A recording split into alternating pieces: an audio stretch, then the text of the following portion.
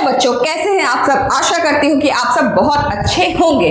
स्वागत है आपका आपके अपने YouTube चैनल जिसका ही नाम है अपनी तो पाठशाला। पिछले क्लास में हम लोगों ने NCERT पाठ्यक्रम कक्षा 8 वसंत भाग 3 पुस्तक के पाठ संख्या 1 को पढ़ा था और उसके प्रश्न उत्तरों को किया था। आज हम लोग NCERT पाठ्यक्रम के ही कक्षा 8 वसंत भाग 3 पुस्तक के पाठ संख्या 2 को पढ़ेंगे जिसका की शीर्षक है बस की यात्रा और इसके लेखक हैं हरिशंकर परसाई जी। इसके लेखक कौन है? हरिशंकर परसाई जी। तो आइए शुरू करते हैं।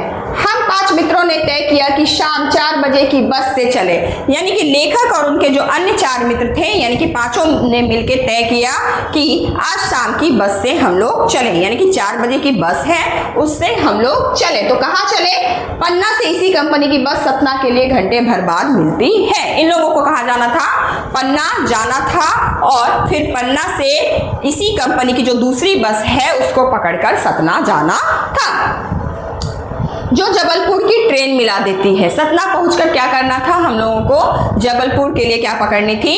ट्रेन पकड़नी थी। सुबह घर पहुंच जाएंगे, यानी कि इन लोगों का घर कहाँ था? जबलपुर में था। तो कह रहे हैं कि सुबह हम लोग क्या करेंगे? अपने घर यानी कि जबलपुर पहुंच जाएंगे। हम में से 2 को सुबह काम पर हाजिर होना था। उन 5 में से जो है 2 लोगों को क्या करना था? सुबह अपने ऑफिस को जाना था, यानी कि अपने काम पर जाना था। इसलिए वापसी का यही रास्ता अपनाना जरूरी था, यानी कि वो लोग जो जहां भी आए हुए हैं वहां से उन लोगों को पन्ना जाना है, फिर पन्ना से इसी कंपनी की दूसरी बस से सतना जाना था और सतना से ट्रेन पकड़ के कहाँ जाना था? जबलपुर जाना था। लोगों ने सलाह दी कि समझदार आदमी इस शाम वाली बस से सफर नहीं करते। क्या रास्ते में डाकू मिलते हैं? नहीं, बस डाकिन है।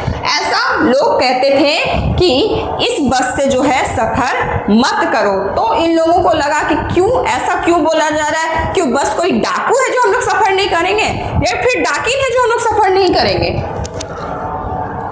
बस को देखा तो श्रद्धा उमड़ पड़ी, यानी कि जब लेखक ने बस को देखा तो उनको श्रद्धा उमड़ पड़ी। क्यों श्रद्धा उमड़ पड़ी? तो खूब वयोवृद्ध थी, सदियों के अनुभव के निशान लिए हुई थी। यानी कि बस क्या थी? बहुत ही ज्यादा पुरानी थी।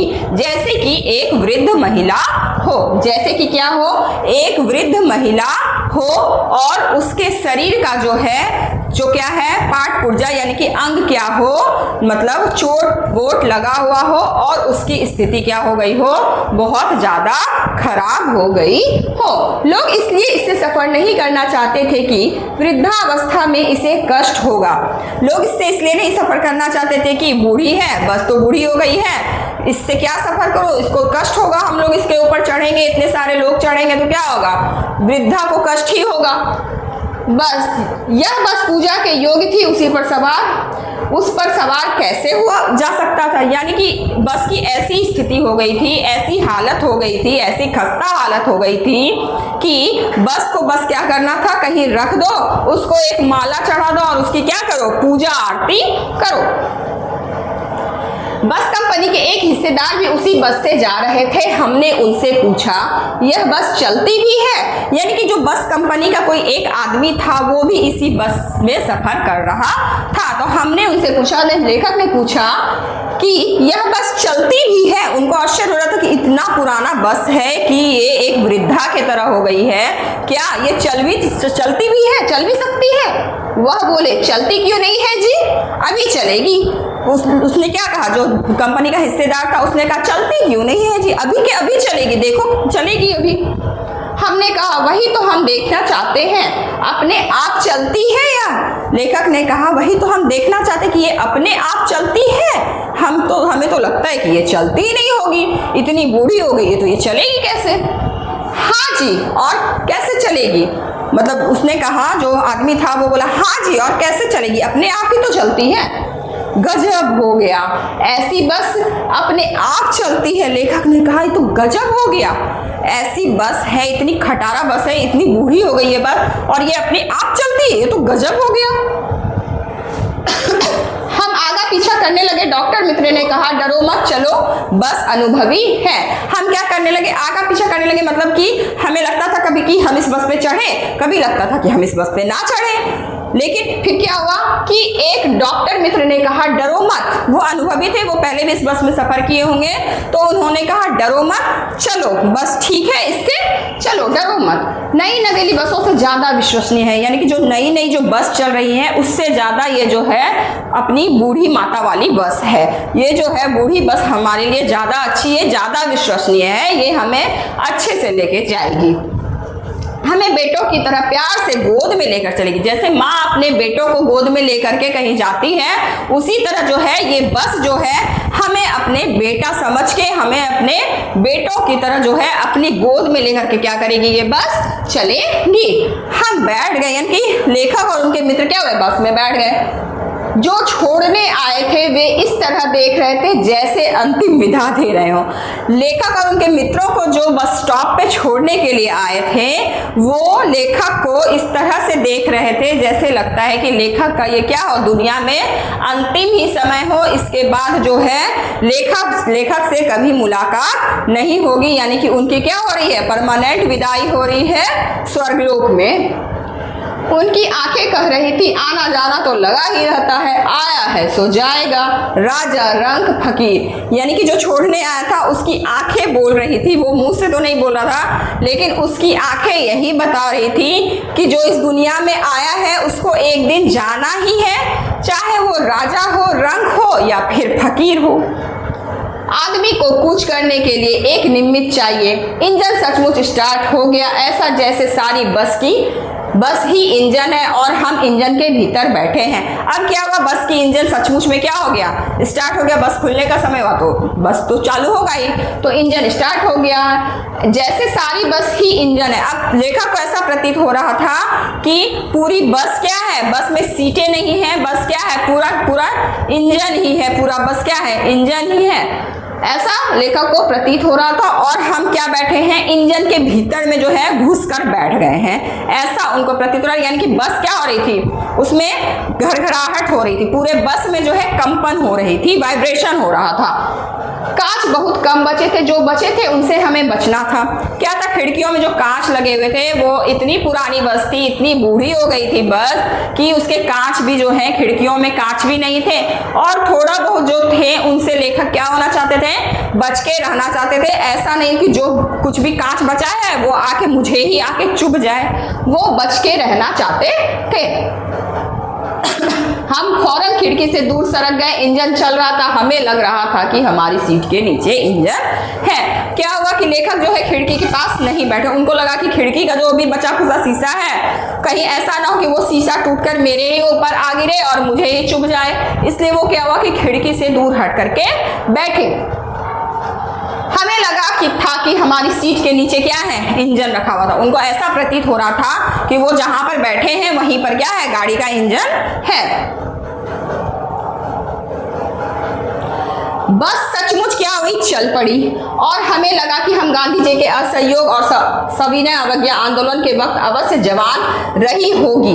यानी कि उस बस के बारे में, बस इतनी पुरानी थी कि जब गांधी जी ने सवज्ञा आंदोलन किया होगा और असहयोग आंदोलन किया होगा तो उस समय ये बस क्या होगी, जवान होगी, उस समय ये बस क्या होगी, जवान होगी। लेखक को ऐसा लग रहा था, उसे ट्रेनिंग मिल चुकी थी, हर हिस्सा दूसरे से असहयोग कर रहा था। वो जो है बोलने का सेंस ये है कि जब गांधी जी ने सविनय अवज्ञा आंदोलन और जो है आपका असहयोग आंदोलन के तरह इसलिए उसको लग रहा था क्योंकि जो बस के जो पार्ट पुर्जे थे वो भी उसका साथ नहीं दे रहे थे। जैसे कि गांधी जी ने अंग्रेजों का साथ नहीं दिया था, उसी तरह से ये जो बस जो है, बस के जो पुर्जे हैं वो बस का साथ नहीं दे रही थी। पूरी बस सविनय अवज्ञा आंदोलन के दौर से गुजर रही थी, सीट का बॉडी से असहयोग चल रहा था। अब जो है सीट का जो सीट है और सीट का जो बॉडी है वो क्या है, जो कि पीछे से लगा हुआ रहता है, वो क्या हो रहा था, अलग हो रहा था, साथ नहीं दे रहा था। सीट का जहाँ पे वो फिक्स था वो क्या हुआ था, नट पुर्जा उसका खुल चुका था, वो क्या हो चुका था, अलग हो चुका था। सीट का बॉडी से असहयोग चल रहा था, कभी लगता सीट बॉडी को छोड़कर आगे निकल गई, कभी लगता कि सीट को छोड़कर बॉडी आगे निकल पड़ी। बॉडी आगे भागी जा रही है। 8-10 मील चलने पर सारे भेदभाव मिट गए। क्या हुआ कि जब 8-10 मील बस चल गई तो सारा भेदभाव क्या हुआ कि लेखक का मिट गया। यह समझ में नहीं आता था कि सीट पर हम बैठे हैं या सीट हमारे ऊपर आकर के बैठ गई है। यानी कि बस की स्थिति इतनी जर्जर थी कि सीट भी जो है क्या हो गए थे, अपनी जगह से अलग हो चुके थे। लेखक को ऐसा प्रतीत हो रहा था कि उनको लग ही नहीं रहा था कि वो सीट पर बैठे या सीट उनके ऊपर आकर के बैठ गई है। एकाएक क्या हुई कि बस जो है रुक गई। क्यों रुक गई? मालूम हुआ कि पेट्रोल की टंकी में क्या हो गया है, छेद हो गया है। बस क्यों रुकी? पता चला कि पेट्रोल की टंकी में छेद हो गया है, इसलिए बस को क्या होना पड़ा, रुकना पड़ा। ड्राइवर ने बाल्टी में पेट्रोल निकालकर उसे बगल में रखा और नली डालकर इंजन में भेजने लगा।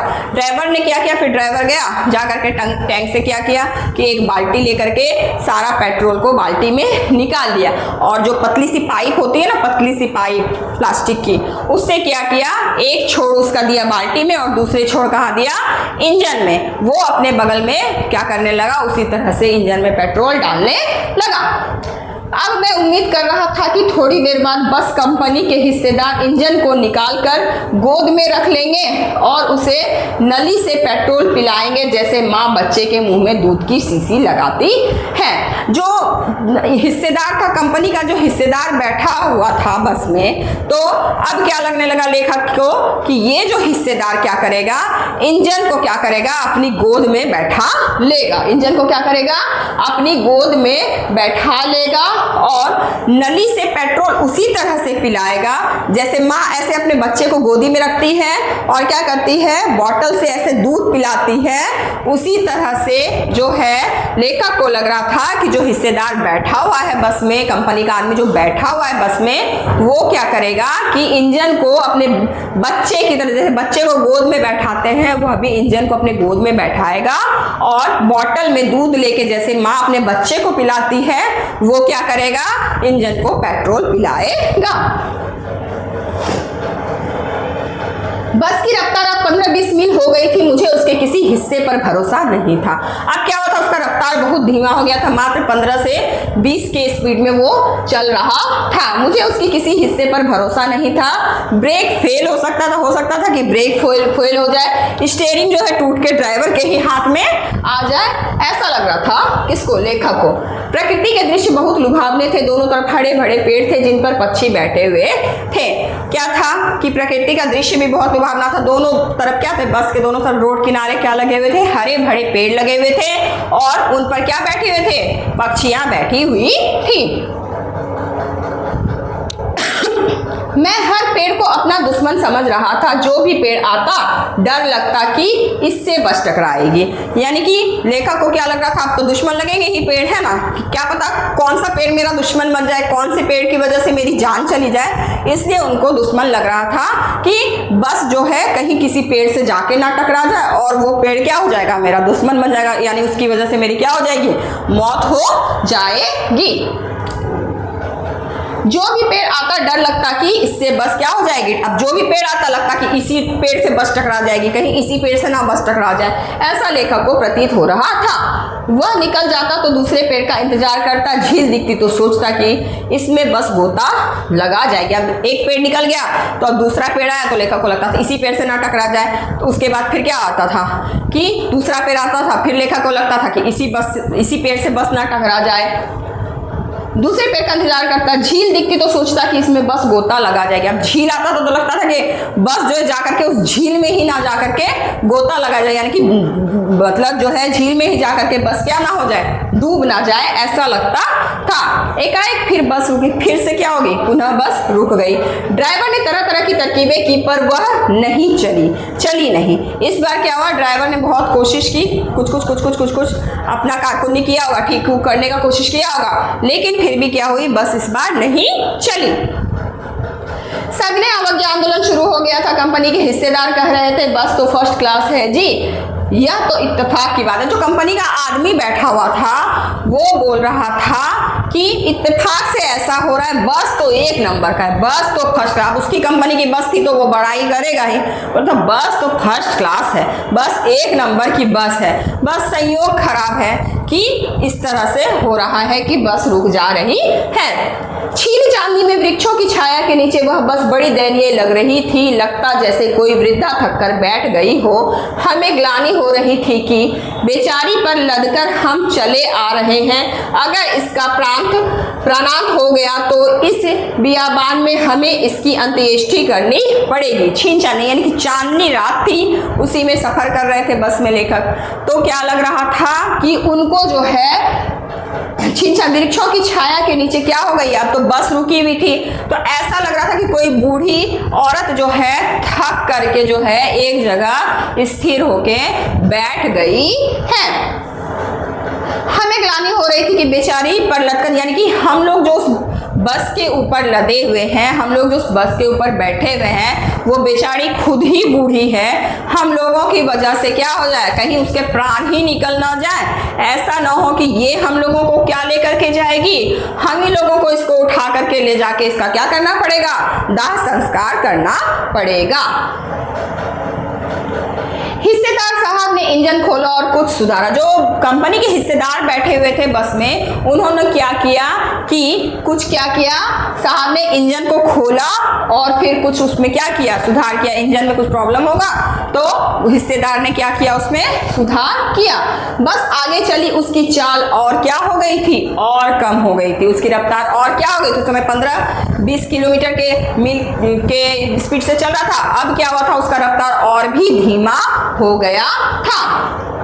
धीरे धीरे वृद्धा की आंखों की ज्योति जाने लगी। चांदनी में रास्ता टटोल कर वह रेंग रही थी। अब क्या हुआ कि जो हेडलाइट होती है, तो बस का हेडलाइट भी क्या होने लगा, जाने लगा, बुझने लगा, धीमा हो गया था।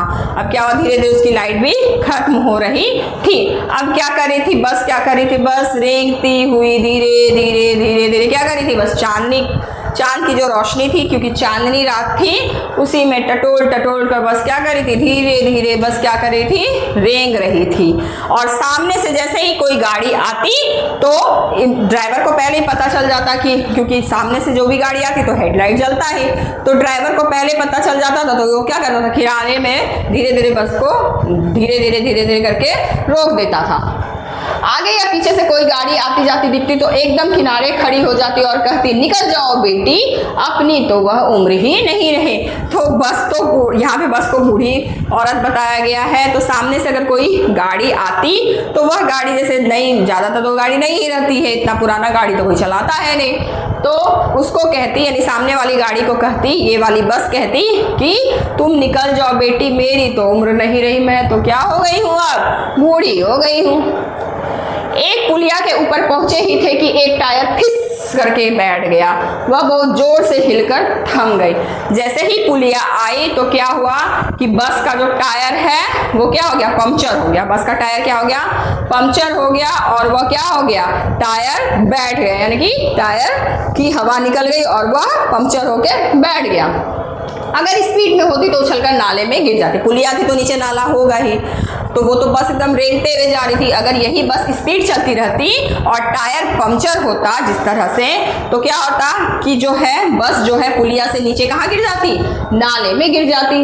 मैंने उस कंपनी के हिस्सेदार की तरफ पहली बार श्रद्धा भाव से देखा। अब लेखक जो है अभी तक उनका ध्यान उस कंपनी के हिस्सेदार पर उतने अच्छे से नहीं गया था, लेकिन अब उनका ख्याल उसके दिमाग में आया और उनको बहुत श्रद्धा भाव से लेखक क्या करने लगे, देखने लगे। वह टायरों की हालत जानते हैं, फिर भी जान हथेली पर लेकर इसी बस में सफर कर रहे हैं। उनको तो टायर की हालत पता होगी, क्योंकि वो तो कंपनी के हिस्सेदार हैं। उनको तो पता ही होगी कि मेरी बस की स्थिति कितनी जर्जर है और उसके टायर भी कितने जर्जर अवस्था में है, फिर भी अपनी जान को हथेली पर रखकर आ रहे हैं। इसलिए लेखक उनको क्या कर रहे थे, श्रद्धा भाव से देख रहे थे। उत्सर्ग की ऐसी भावना दुर्लभ है। सोचा इस आदमी के साहस और बलिदान भावना का सही उपयोग नहीं हो रहा है। ये आदमी यहाँ क्या कर रहा है, इस बस कंपनी में इस आदमी की क्या जरूरत है।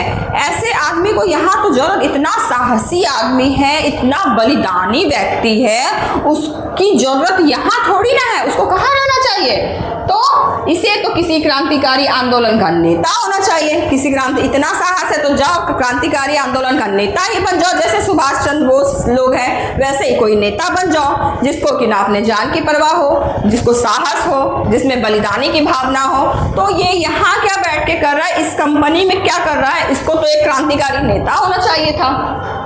अगर बस नाले में गिर पड़ती और हम सब मर जाते तो देवता बाहें पसारे उसका इंतजार करते।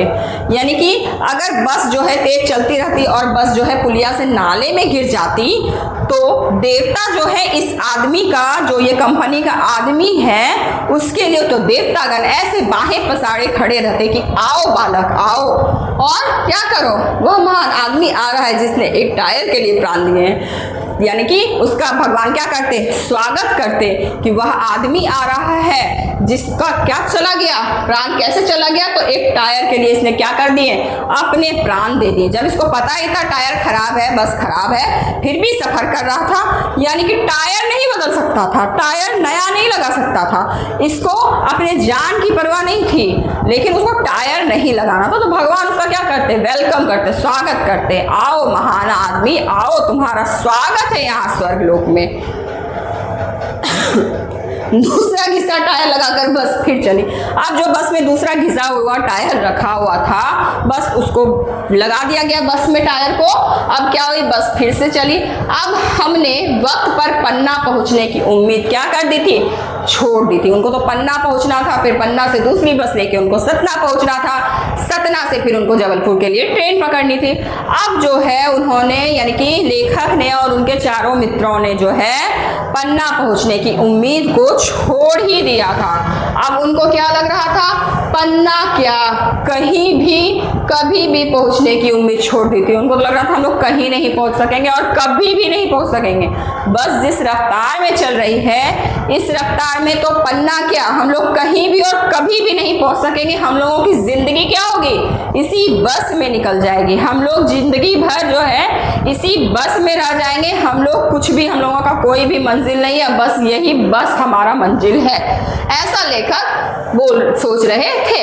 कभी भी पहुंचने की उम्मीद छोड़ दी थी। लगता था जिंदगी इसी बस में गुजरनी है और इससे सीधे उस लोक को प्रयाण कर जाना है। यानी कि जिंदगी बस इसी बस में जिंदगी भर गुजार लो और प्रलोक जाकर के सिधार जाओ। यानी कि यहीं पे अपना जिंदगी इसी बस में जिंदगी भर इसी में रहेंगे और फिर क्या होंगे, परलोक को सिधार जाएंगे।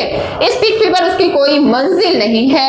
हमारी बेताबी तनाव खत्म हो गए थे। अब हमने तनाव को खत्म कर दिया था। हम लोगों ने तनाव लेना बंद कर दिया। हम लोगों की बेताबी खत्म हो गई। हम लोगों ने पन्ना जाने का अब सोचना भी बंद कर दिया। हम लोगों को लगा कि हमारी जिंदगी तो बस इसी बस में है ना। हम बड़े इत्मीनान से घर की तरह बैठ गए। चिंता जाती रही, हंसी मजाक चालू हो गया। अब लेखक बोल रहे हैं कि हम लोग क्या कहें, हरिशंकर परसाई जी बोल रहे हैं कि अब हम लोग क्या समझ लिए कि हम लोगों का बस यहीं पे ज़िंदगी क्या है, ख़त्म हो जाएगा। इसी बस में हम लोग ज़िंदगी भर अब रह जाएंगे। अब उसको क्या समझ गए, अब उस बस को अपना घर समझ रहे हैं और चिंता मुक्त होकर के क्या हुए, उस बस में ही अपना चुपचाप तनाव मुक्त होकर के बैठ गए। चिंता जाती रही। चिंता के बाद चिंता उन्होंने क्या किया, छोड़ दिया, कुछ सोचना छोड़ दिया और एक दूसरे से क्या करने लगे, हंसी मजाक की बातें करने लगे। आशा करती हूँ आपको यह वीडियो पसंद आई होगी। अगर आपको यह वीडियो पसंद आई हो तो हमारे चैनल को सब्सक्राइब करें, वीडियो को ज़्यादा से ज़्यादा अपने दोस्तों में शेयर करें। धन्यवाद।